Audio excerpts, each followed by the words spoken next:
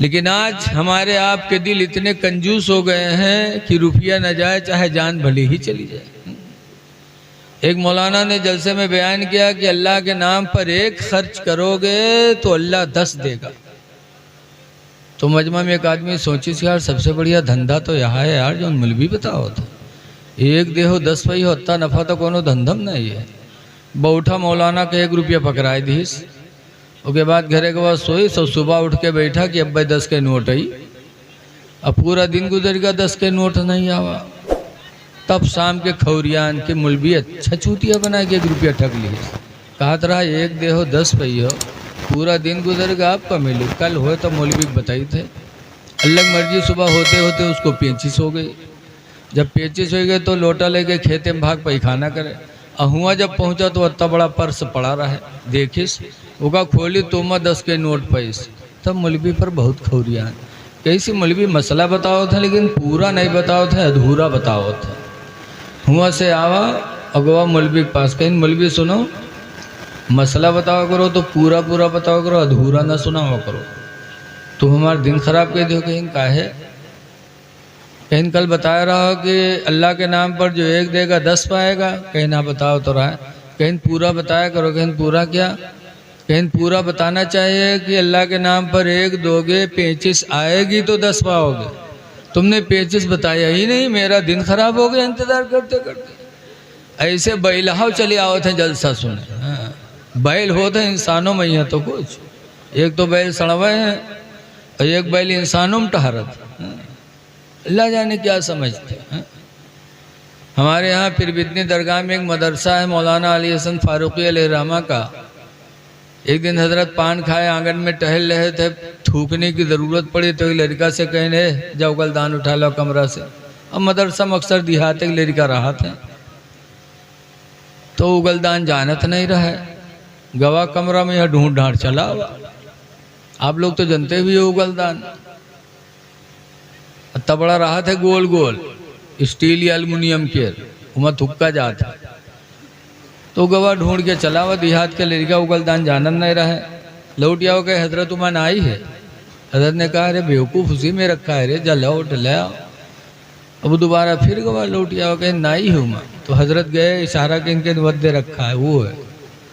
जब गवा का उठे देखे तो कहते हजरत इमा को अनुसार थुक मारी से, हजरत इमा को अनुसार थुक्की से। तो हजरत कहीं बैल कहीं कहीं उठाला, तो इंसानों में भी बैल होते हैं।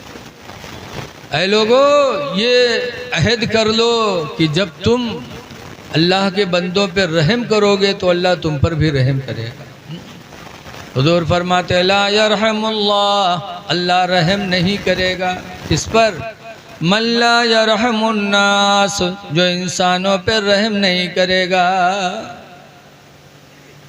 आज इस पुरफतन माहौल में हमको आपको ज़रूरी है कि हम और आप मोमिन कामिल बन के जी लें।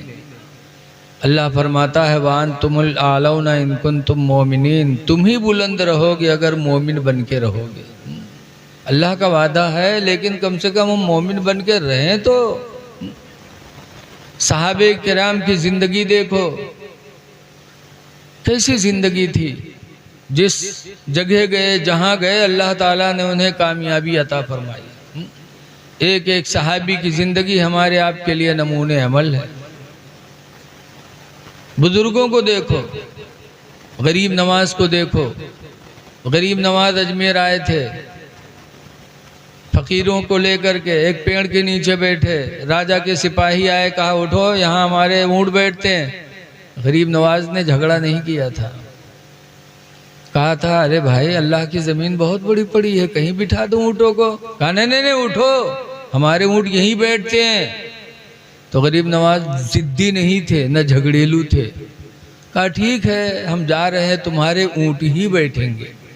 ये कह के गरीब नवाज चले गए तो आपने सुना होगा ऊँट बैठे तो बैठे ही रह गए। बहुत उठाने की कोशिश की लेकिन ज़मीन ने उनको नहीं छोड़ा। लोगों ने कहा कुछ नहीं, उसी फ़कीर की बद्दुआ है, चलो माफ़ी मांगा जाए। माफ़ी मांगी तो गरीब नवाज ने माफ़ भी कर दिया। अल्लाह वाले बड़े रहम दिल भी होते हैं। अब आजकल कोई से झगड़ा हो जाए कहता अच्छा यार माफ़ कर दो, कि हमारा तुम्हारा फैसला तो हुआ ही हुई, जब अत्ता बड़ा तुम्हारी माने है तो झगड़ा काहे की है रहा? माफ कर देना चाहिए। कुरान कहता खुदिल अफ़वा, ऐ महबूब तुम माफी को अपना लो। कोई माफी मांगे तो माफ कर दो। गरीब नवाज ने माफ किया, जैसे माफ किया जमीन ने उनको छोड़ दिया, चले गए। फिर लोगों ने अना सागर तालाब पे कब्जा कर लिया, कहा पानी फकीरों को नहीं दिया जाएगा। तो उसके लिए भी गरीब नवाज ने झगड़ा नहीं किया, नहीं हम लेंगे पानी ना। गरीब नवाज ने कहा ठीक है तुम ही पियो। और शान देखो गरीब नवाज की कि हुक्म दिया तो एक प्याले में अना सागर का पानी सिमट आया। लोगों ने कहा कुछ नहीं, उसी फकीर की बद्दुआ है। फिर माफ़ी मांगी है, गरीब नवाज ने माफ़ कर दिया और पानी फिर अना सागर में चला गया। ऐ लोगों, जो मोमिन होता है अल्लाह उससे बुलंदी अता फरमाता है। गरीब नवाज मोमिन थे तो अल्लाह ताला ने उन्हें कैसी बुलंदी अता फरमाई। खुदा का वादा बिल्कुल सच है, वान तुमुल आलौना इन कुंतुम मोमिनीन, तुम ही बुलंद रहोगे अगर मोमिन बन के रहोगे।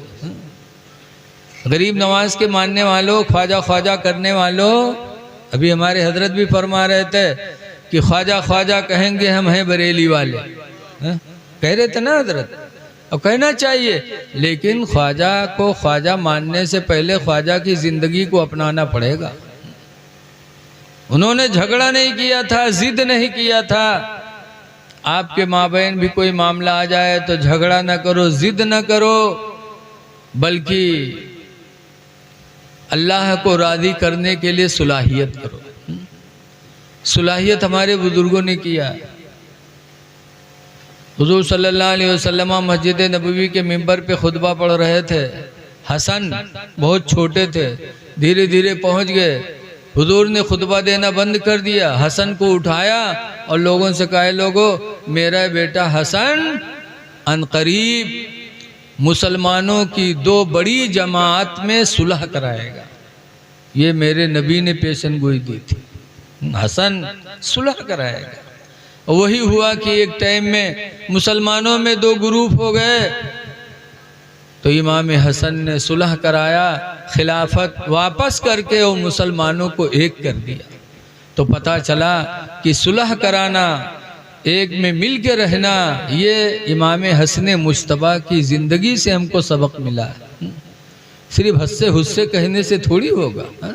मुहर्रम है तो हस्से हुस्से, बताइए इमाम हसनैन करीमैन की तौहीन है कि नहीं है? अगर नाम भी लेना है तो या हसन या हुसैन कहो, या हसन या हुसैन, अब हस्से हुस्से कहो। बहुत गलत तरीका है, हमको आपको इससे बचना चाहिए। तो ख्वाजा गरीब नवाज की ज़िंदगी से हमको सबक मिला कि हम झगड़ा न करें, हम जिद न करें। लेकिन आज चाहे जितनी तकरीर सुना आदमी रही वैसे।